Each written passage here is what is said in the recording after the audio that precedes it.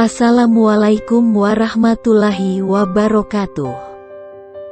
Halo, apa kabar anak-anak? Selamat berjumpa lagi dengan pelajaran pendidikan agama Islam bab 6 kelas 9, part 2. Bab 6. Kehadiran Islam mendamaikan bumi Nusantara.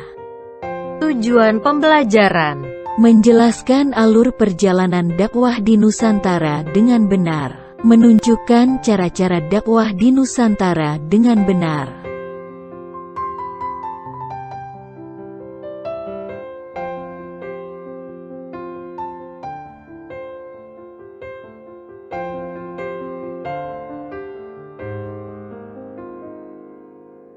Dua. Cara-cara dakwah di Nusantara. Para dai dan mubalik menyebarkan Islam di Nusantara dengan cara-cara sebagai berikut. A. Perdagangan. Proses penyebaran Islam melalui jalur perdagangan dilakukan oleh para pedagang Muslim pada abad ke-7 sampai abad ke-16 Masehi. Para pedagang tersebut berasal dari Arab, Persia, dan India.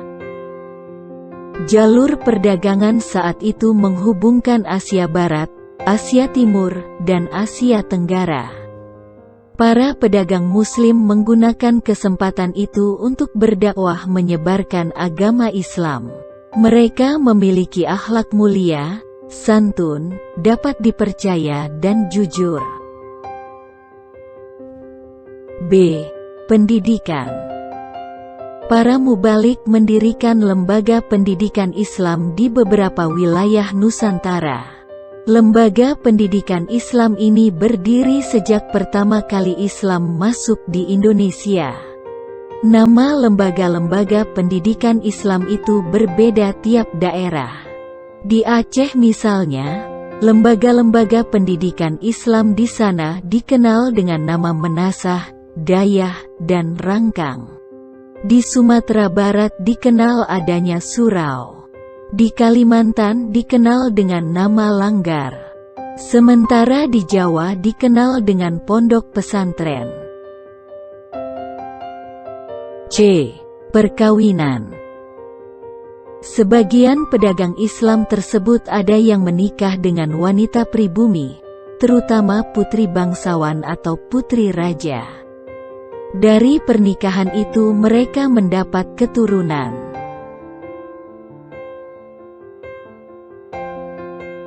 D.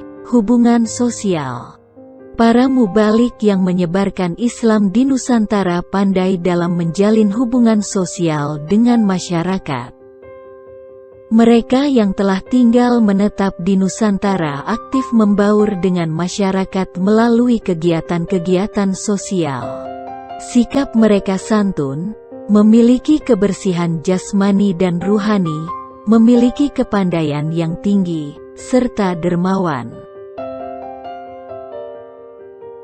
F. Kesenian. Sebelum Islam datang, kesenian dan kebudayaan Hindu-Buddha telah mengakar kuat di tengah-tengah masyarakat.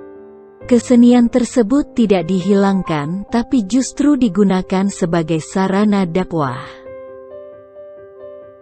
Cabang-cabang seni yang dikembangkan para penyebar Islam diantaranya adalah seni bangunan, seni pahat dan ukir, seni tari, seni musik dan seni sastra. 3. Kerajaan-kerajaan Islam di Nusantara. A. Kerajaan Samudera Pasai. Kerajaan Islam pertama di Indonesia adalah Kerajaan Samudera Pasai yang terletak di pesisir timur Laut Aceh, Kabupaten Lok Semawe atau Aceh Utara sekarang. Lahirnya kerajaan Islam yang pertama di Indonesia itu diperkirakan mulai awal atau pertengahan abad ke-13 Masehi. Salah satu bukti berdirinya kerajaan Samudera Pasai adalah adanya nisan kubur terbuat dari granit asal Samudera Pasai. Dari nisan itu dapat diketahui bahwa raja pertama Samudera Pasai.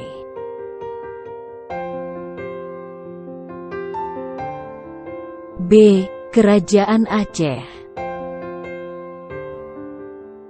Kerajaan Aceh terletak di daerah yang sekarang dikenal dengan nama Kabupaten Aceh Besar. Nama Aceh menanjak dengan cepat pada abad ke-17. Sejak itu seluruh Aceh berada di bawah naungan Aceh Besar yang berpusat di Kutaraja. Sultan pertama yang memerintah dan sekaligus sebagai pendiri kerajaan Aceh adalah Sultan Ali Mugayat Shah, tahun 1514 sampai tahun 1528 Masehi. C. Kerajaan Pajang, tahun 1568 sampai tahun 1586.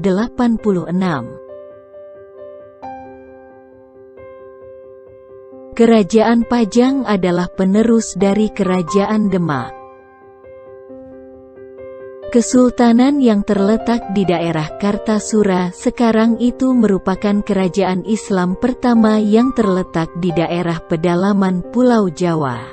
Sultan atau raja pertama kesultanan ini adalah Jaka Tingkir yang berasal dari Pengging, di lereng Gunung Merapi.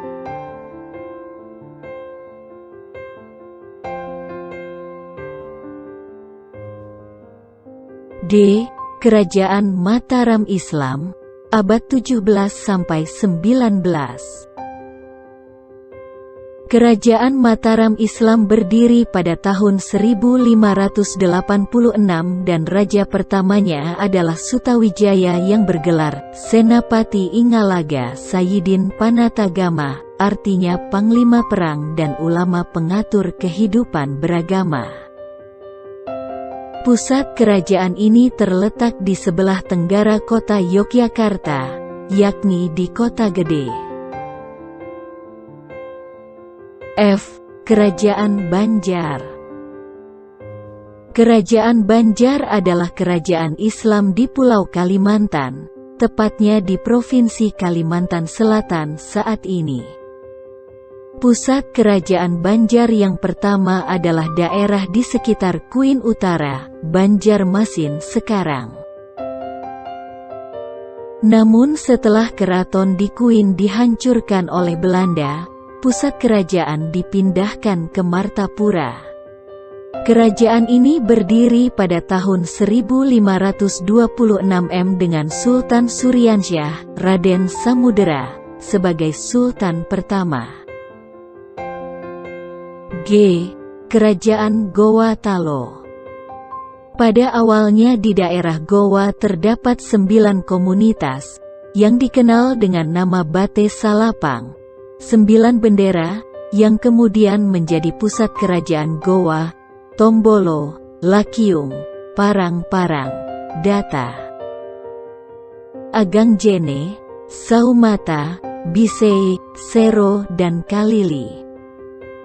Kemudian semua komunitas bergabung dan sepakat membentuk Kerajaan Goa. Kerajaan Goa adalah salah satu kerajaan besar dan paling sukses yang terdapat di daerah Sulawesi Selatan. H. Kerajaan Ternate. Kerajaan Ternate berdiri pada abad ke-13. Ibu kotanya terletak di Sampalu, Pulau Ternate. Selain kerajaan Ternate di Maluku, juga telah berdiri kerajaan-kerajaan lain, yaitu Jailolo, Tidore, Bacan, dan Obi. Di antara kerajaan-kerajaan itu, kerajaan Ternate yang paling maju. Kerajaan Ternate banyak menghasilkan rempah-rempah sehingga Ternate banyak dikunjungi oleh pedagang-pedagang dari Jawa, Melayu, Cina, dan Arab. Selain didatangi para pedagang, Ternate juga memiliki kapal-kapal dagang yang sering berlayar ke daerah-daerah lain. I. Kerajaan Tidore. Kerajaan Tidore adalah kerajaan Islam yang berpusat di wilayah kota Tidore, Maluku Utara. Kerajaan Tidore terletak di sebelah selatan Ternate. Menurut silsilah raja-raja Ternate dan Tidore, Raja Tidore pertama adalah Syahadati alias Muhammad Nakol yang naik tahta sekitar tahun 1081 M. Baru pada raja yang ke-9, yaitu Ciri Liliati yang kembali ingin memeluk agama Islam, berkat dakwah Syekh Mansur dari Arab. Oke, sampai di sini dulu pembahasannya. Mohon maaf bila ada salah kata. Semoga bermanfaat. Assalamualaikum warahmatullahi wabarakatuh.